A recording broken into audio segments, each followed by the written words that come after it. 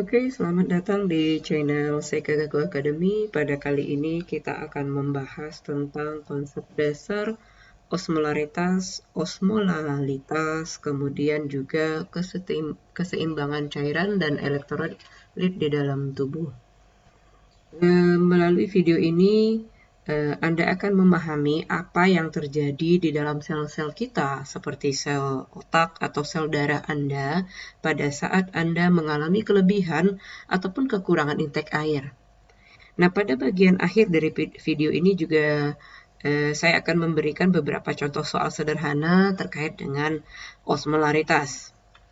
Oke, sebelum kita memasuki apa itu osmolalitas dan osmolaritas, kita akan masuk dulu kepada konsep dasar mengenai osmosis. Nah, osmosis merupakan difusi sederhana di mana air berpindah dari suatu kompartemen yang berkonsentrasi rendah ke konsentrasi tinggi. Di sini contohnya kita lihat.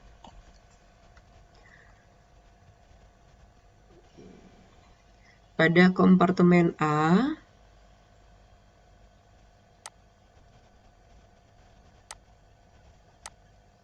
oke, ini di kompartemen A, ini bisa kita lihat bahwa zat-zat terlarut pada kompartemen A itu cukup banyak, sedangkan zat terlarut pada kompartemen B itu sedikit.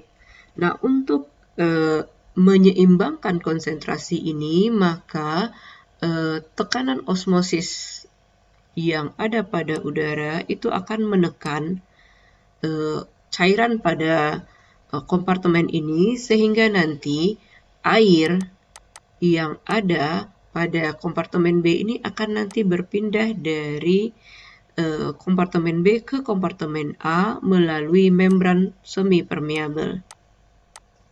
Oke, akibatnya adalah nanti konsentrasi partikel-partikel yang ada pada kompartemen A itu menjadi berkurang dan volumenya menjadi meningkat. Sehingga nanti volume cairan ini menjadi berubah dan volume awal ini menjadi di sini menjadi berkurang. Oke.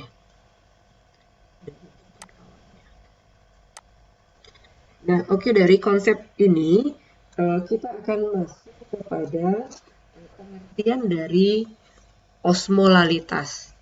Osmolalitas itu merupakan tekanan osmotik yang diberikan pada sejumlah mol zat terlarut di dalam 1 kilogram larutan.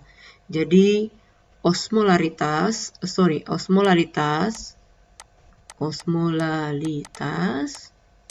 itu kalau kita rumuskan itu adalah sejumlah tekanan yang diberikan kepada sejumlah mol partikel dalam 1 kilogram larutan. Nah, kemudian bedanya dengan osmolaritas. Nah, ini litas, ini ritas. Nah, perbedaannya adalah pada partikel.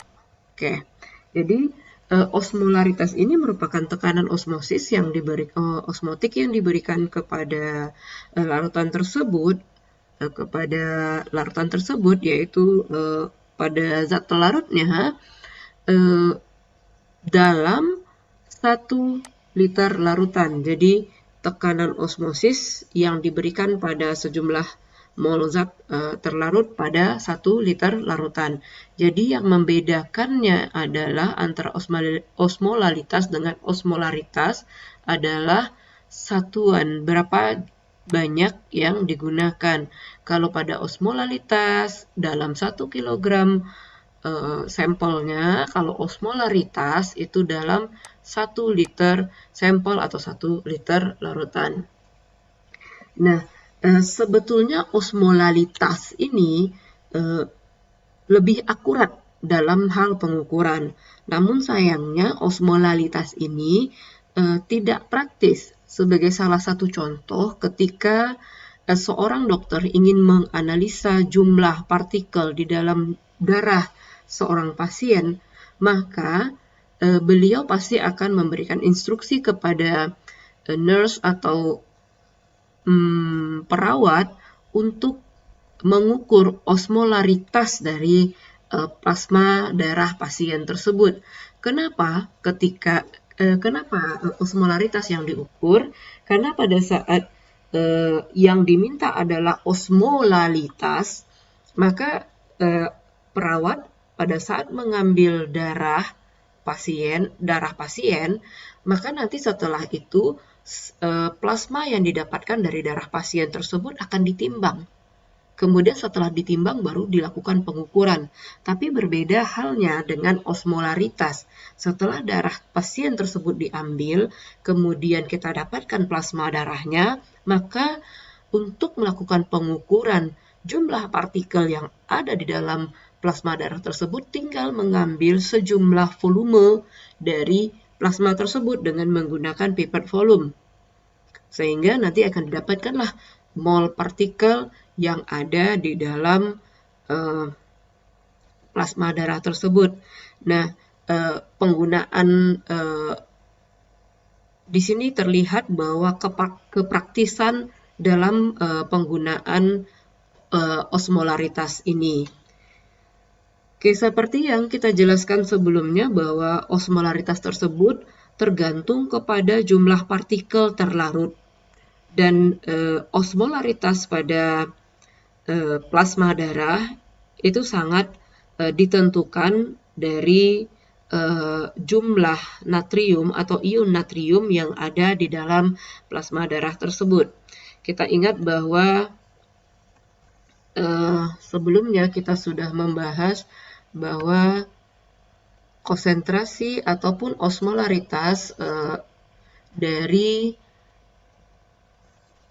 partikel-partikel yang ada di dalam plasma darah itu adalah 285 sampai 295 miliosmo per liter. Oke, di sini kita balik ke pembahasan ini. Tadi kita sudah jelaskan bahwa di dalam plasma darah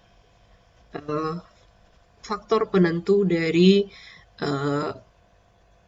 pengukuran keseimbangan cairan itu adalah natrium. Nah, ini kita lihat bahwa di sini ini adalah NaCl, ini Cl-nya, kemudian yang ini adalah Na-nya, natrium.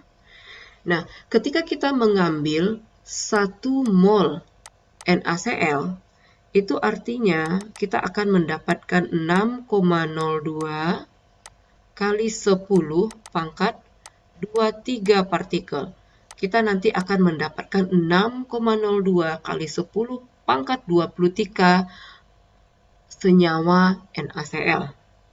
Namun ketika NaCl ini kita masukkan ke dalam air, maka nanti NaCl ini nanti sudah tidak dalam bentuk senyawanya lagi, dia akan terion menjadi ion Na+ dan Cl-.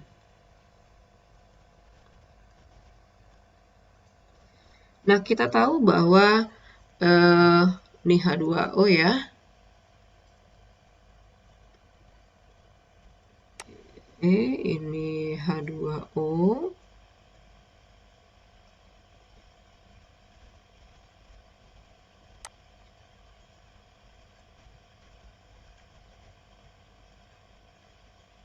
Oke, ini adalah molekul oksigen dari H2O. Ini adalah H-nya. Nah, kita tahu bahwa air itu memiliki delta negatif pada O dan delta positifnya pada hidrogennya. Nah, karena natrium ini bermuatan positif, maka nanti si air inilah nanti yang akan terjadi interaksi dengan natrium. Oke. Nah, kira-kira beginilah nanti interaksinya. Ini ada H, kemudian ini ada H. Nah, kebalikan dengan Cl-. Nah, Cl- karena dia bermuatan negatif, maka yang berinteraksi itu adalah hidrogennya yang bermuatan positif.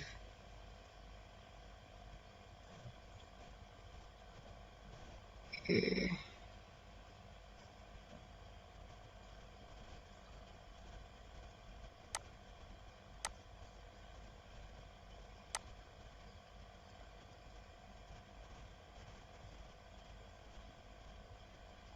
Oke, di sini kita bisa lihat bahwa Na dan Cl itu terpisah, jadi dia tidak tergabung ketika dia berada di dalam larutan.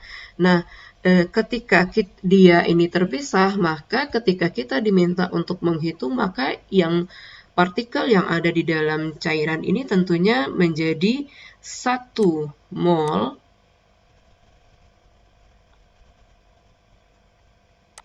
Na+, kemudian juga 1 mol Cl-. Artinya kita mendapatkan 6,02 kali 10 pangkat 23 partikel natrium, ion natrium, dan juga 6,02 kali 10 pangkat 23 partikel klorinnya. Nah, kalau dijumlahkan, total partikel yang ada di dalam larutan ini adalah 2 mol. Jadi 1 mol dari natrium Na+, 1 mol dari Cl-. Nah, ketika kita diminta untuk mengukur osmolaritasnya, maka osmolaritas 1 mol NaCl itu sama dengan 2 miliosmo per liter. Jadi 1 mol NaCl itu nanti ketika dilarutkan di dalam 1 liter larutan, maka nanti akan menjadi 2 miliosmo per liter. Oke. Oke, tadi kita sudah bahas mengenai osmolaritas. Kemudian kita juga sudah ceritakan bahwa osmolaritas pada plasma darah yaitu normalnya sekitar 285 sampai 295 miliosmo per liter. Nah, apa yang terjadi jika cairan plasma kita itu konsentrasinya sangat kecil? Nah, konsentrasi partikel pada plasma ini itu sangat kecil, dalam artian osmolaritasnya itu jauh lebih rendah dari 285 ini. Nah, artinya adalah ketika konsentrasi ini sangat kecil, secara otomatis H2O atau jumlah airnya itu kan tentunya sangat besar. Nah, kita tadi juga sudah bahas mengenai proses osmosis. Jika konsentrasi partikel, jadi ini partikel yang terdapat di dalam sel ini konsentrasinya sangat besar. Nah, ini tentunya terjadi perbedaan konsentrasi antara partikel yang ada di dalam plasma darah dengan yang ada di dalam sel. Nah, secara otomatis air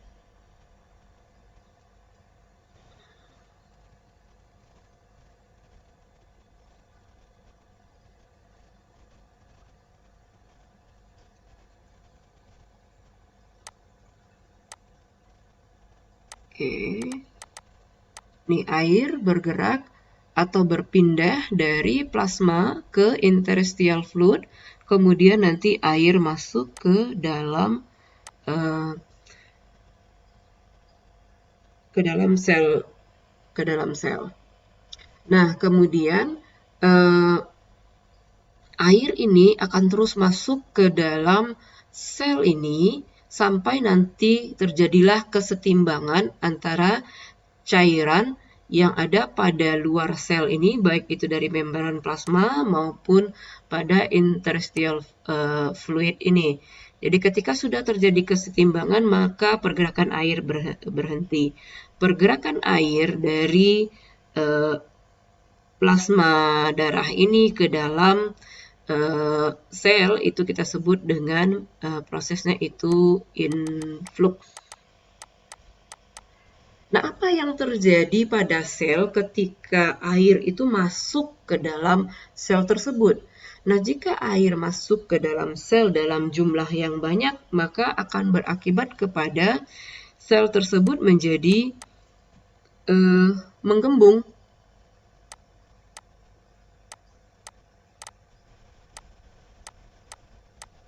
Nah, kalau seandainya terlalu banyak nanti air yang masuk ke dalam artian sudah lebih, kalau dia sudah lebih daripada menggembung tapi ternyata konsentrasinya masih tetap jauh lebih tinggi, maka nanti selnya dapat pecah.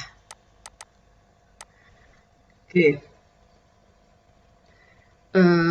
Dan sebaliknya jika konsentrasi partikel yang ada di dalam darah kita ini jauh lebih besar jika dibandingkan dengan konsentrasi partikel yang ada di dalam sel, maka nanti secara otomatis air itu akan keluar dari sel menuju interstitial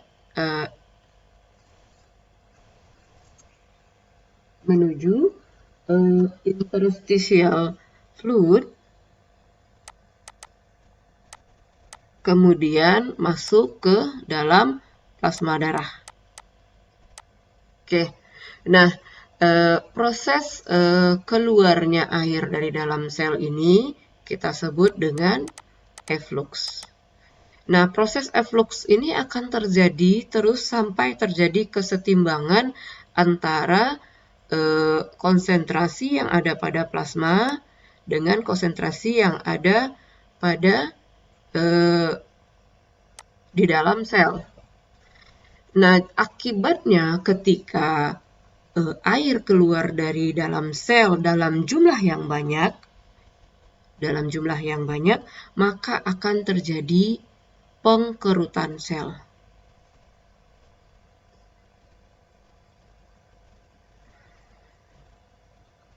Oke. Nah, inilah yang terjadi pada sel kita jika keseimbangan atau jika osmolaritas plasma darah itu jauh lebih kecil ataupun jauh lebih besar dari kondisi normalnya. Nah, jika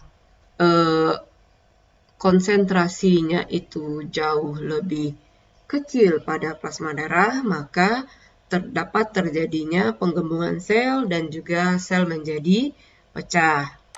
Kemudian jika konsentrasi pada plasma darah itu jauh lebih tinggi, maka dapat terjadi pengkerutan sel.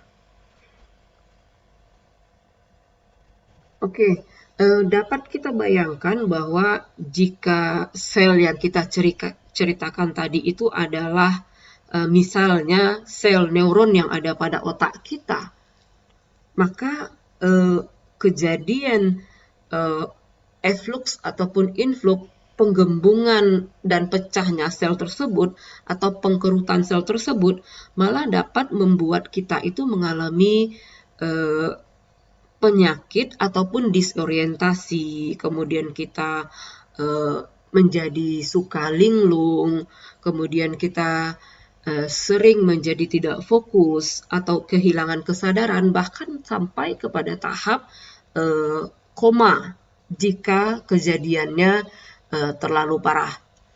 Nah, seperti tadi yang kita ceritakan sebelumnya juga pada video sebelumnya, disebutkan bahwa natrium itu merupakan standar untuk mengukur kesetimbangan pada cairan pada luar sel. Nah, secara normal, osmolaritas dari ion natrium itu adalah 136 sampai 145 miliosmol per liter. Nah, jika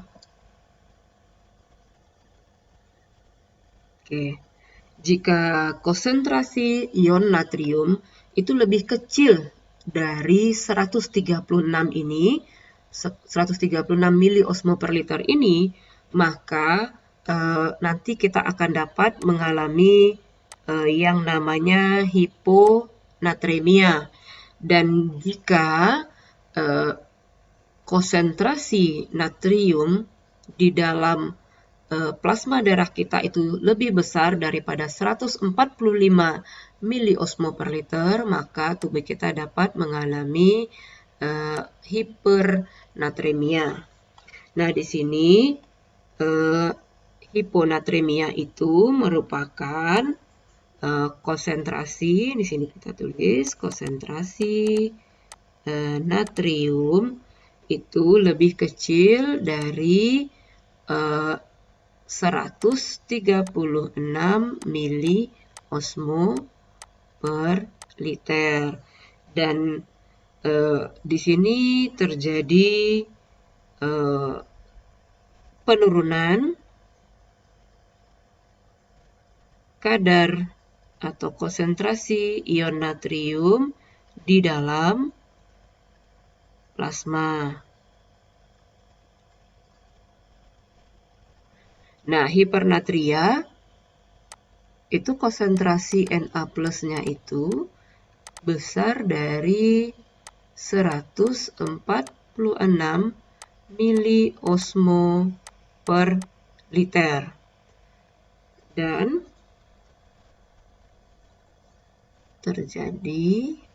artinya adalah terjadi peningkatan kadar natrium pada plasma darah.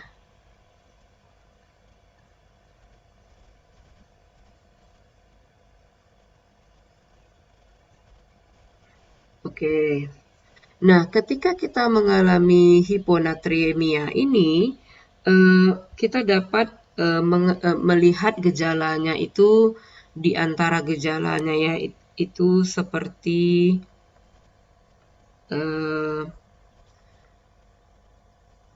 tekanan darah kita menurun,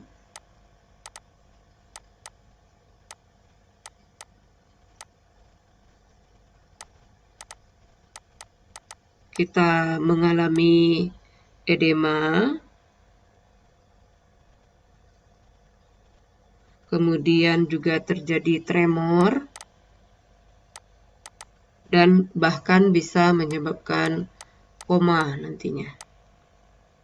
Kemudian juga beberapa gejala yang dapat kita alami ketika kita berada pada kondisi hipernatremia, yaitu keringnya membran mukus,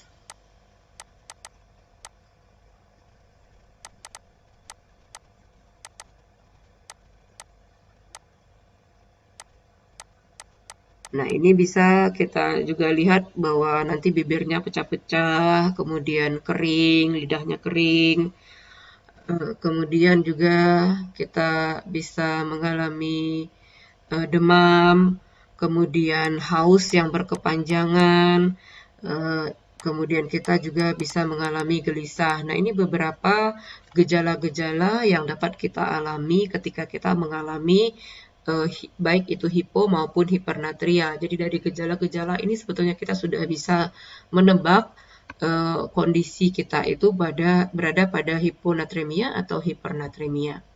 Kemudian pada tabel berikut kita melihat beberapa penyebab yang mengakibatkan hiponatremia. Di sini ada hiponatremia itu disebabkan oleh misalnya muntah yang berkepanjangan, kemudian diare dan lain sebagainya.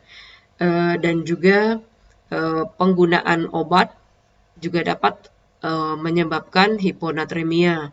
Begitu juga dengan hipernatremia juga sebetulnya dapat disebabkan oleh pemakaian obat, beberapa diantaranya yaitu ampicillin, tetracycline, dan lain sebagainya. Kemudian penyebab dari hipernatremia ini juga seperti penggunaan kortison pada kortison terapi. Jadi ketika terapi ini kita lakukan berkelanjutan, maka kita dapat mengalami hipernatremia, kemudian kita mengalami dehidrasi yang berkepanjangan, dan lain sebagainya. Oke, itu tadi beberapa konsep yang kita sudah berikan terkait dengan kesetimbangan osmolaritas, kemudian juga kesetimbangan larutan pada tubuh kita. Nah, sekarang kita coba lihat beberapa soal latihan. Nah, di sini bisa kita lihat ini ada beberapa partikel di sini. Di sini juga ada beberapa partikel. Nah, jika kita ingin menyeimbangkan konsentrasi larutan pada kompartemen yang ini, kompartemen X dan Y, manakah pernyataan atau gambar yang benar dari gambar-gambar yang di sebelah kanan ini yang terjadi?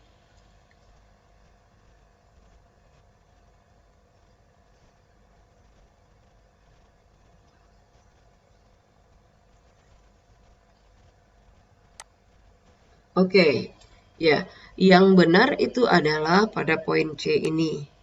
Karena seperti yang kita jelaskan, terjadinya difusi air dari kompartemen Y ini menuju kompartemen X, sehingga nanti terjadilah keseimbangan konsentrasi atau keseimbangan konsentrasi zat-zat terlarut yang ada pada kompartemen X dan Y. Sehingga karena air yang ada di sini di kompartemen Y ini berpindah ke kompartemen X, secara otomatis akan terjadi peningkatan volume pada kompartemen X dan penurunan volume pada kompartemen Y. Di sini bisa kita lihat bahwa ini cairannya itu berada pada di bawah titik zero atau titik nol, titik awalnya. Kemudian yang di sini jumlah cairannya itu meningkat jika dibandingkan dengan titik nolnya. Nah, ini dia. Oke, sekarang kita coba masuk kepada soal berikutnya. Nah, ini ada beberapa bejana. Bejana A itu 1 mol NaCl. Kemudian pada bejana berikutnya adalah 1 mol glukosa, kemudian pada bejana terakhir itu terdapat 1 mol urea, 2 mol glukosa, dan juga 3 mol NaCl. Nah, pertanyaannya adalah hitunglah osmolarity pada larutan-larutan tersebut. Hitunglah osmolarity pada larutan, pada setiap bejana.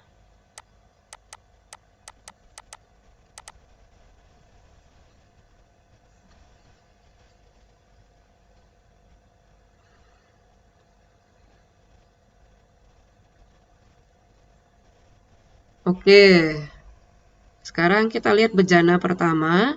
Kita tahu bahwa NaCl ketika dimasukkan ke dalam air, maka dia akan terion membentuk Na+ dan Cl-, sehingga 1 mol NaCl akan menghasilkan nantinya 1 mol Na+ dan 1 mol Cl-. Nah, jadi kalau seandainya dia volumenya adalah 1 liter, maka osmolaritasnya adalah 2 miliosmo per liter. Oke, bagaimana dengan glukos? Kalau glukosa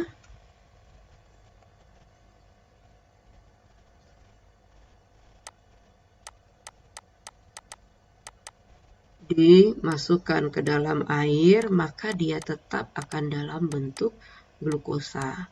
Dia tidak akan terion, sehingga 1 mol glukosa di dalam air sama dengan 1 mol glukosa sama dengan 1 mol glukosa di dalam air. Di sini bisa kita lihat bahwa ini merupakan 500 ml. Kita tahu bahwa osmolaritas itu di dalam 1 liter. Kalau di dalam 500 ml air, dia 1 mol, berarti secara otomatis di dalam 1 liter air, maka dia menjadi 2 mol. Sehingga osmolaritasnya menjadi 2 miliosmo per liter. Sekarang kita coba lihat senyawa kita. Nah, ini merupakan campuran ini. Nah, kita tahu bahwa urea itu di dalam air juga tidak terion, sehingga 1 mol urea yang kita ambil di dalam air juga dia akan menghasilkan 1 mol urea. Nah, di sini air yang kita gunakan adalah 500 cc. 500 cc itu sama dengan 500 ml. Artinya nanti hasil dari mol kita ini akan kita kalikan 2 nantinya, seperti pada kasus sebelumnya. Jadi jumlah urea dalam 1 liter itu adalah 2 mol. Kemudian jumlah glukosa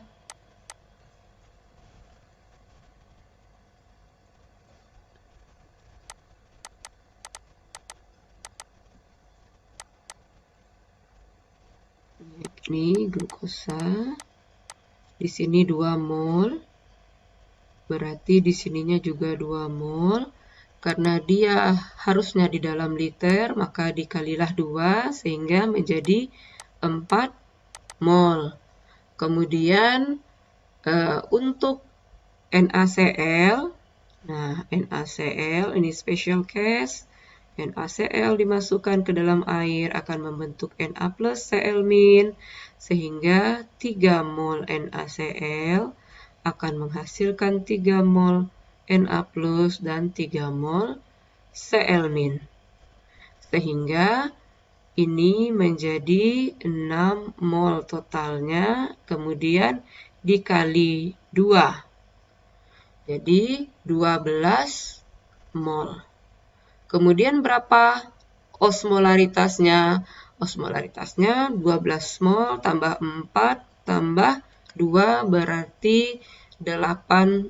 18 miliosmo per liter. Oke. Nah, ini kasus yang ketiga. Ini adalah kasus challenge ya. Silahkan dicoba untuk menjawab sendiri. Kasusnya adalah jika seorang mahasiswa perawat yang seharusnya dia memasukkan larutan infus atau selain, yang selain itu biasanya terdiri dari garam-garam ya, dan garam-garam itu salah satunya adalah NaCl. Nah, seharusnya dia memasukkan larutan infus ke dalam pasien, tapi ternyata yang dia masukkan itu adalah air murni 100%. Nah, apa konsekuensi dari tindakan mahasiswa tersebut terhadap sel darah merah pasien? Oke, nah silakan dijawab. Tadi kita sudah bahas basic konsepnya. Saya yakin Anda bisa menjawab pertanyaan ini. Oke, baik, demikianlah pembahasan singkat kita tentang osmolaritas dan kesetimbangan air di dalam tubuh. Pengaturan-pengaturan elektrolit juga di dalam tubuh kita dapat nanti kita lihat atau Anda lihat itu pada video-video berikutnya ya. Jangan lupa like, subscribe channel Seikagaku Academy sehingga Anda tidak ketinggalan video-video update tentang biokimia dalam kehidupan sehari-hari.